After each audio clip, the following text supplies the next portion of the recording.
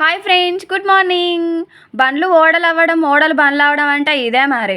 ఒకప్పుడు పెద్దవాళ్ళు ఏమన్నా అంటే మనం భయపడేవాళ్ళం, కానీ ఇప్పుడు కలికాలం ఏం చేస్తామండి, చిన్నపిల్లలు ఏమన్నా అంటే భయపడాల్సి వస్తుంది. నేనేమో నిన్నటి దోశపిండి ఉన్నది కదా, ఇంకా నాకు ఈరోజు వర్క్ ఏమి ఉండదులే, ఇంకా దోశ వేసేస్తా అని నేను అనుకున్నా.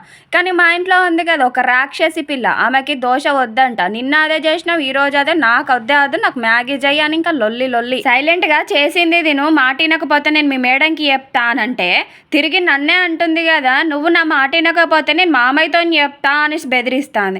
ఏం చేస్తామండి, పిల్లల మాటలే ఈ రోజులల్లో పెద్దల మాటల టైప్ అయిపోయి. నేనే అనుకున్నా నాకన్నా 2 ఆకులు ఎక్కువ చదివింది నా బిడ్డ, అనుకున్నది సాధించేదాకా వదిలేటట్లేదా అని ఇంకా మ్యాగీ అయితే ఇంకా ప్రిపేర్ చేసేసిన. అయినా వాళ్ళ సంతోషమే మన సంతోషం కదా. ఈరోజు టిఫిన్ వచ్చేసి ఇంకా దోశ అండ్ అనుకోకుండా అయిన మ్యాగీ కూడా, ఇంకా లంచ్ బాక్స్కి వచ్చేసి చిక్కుడుకాయ కర్రీ అండ్ రైస్.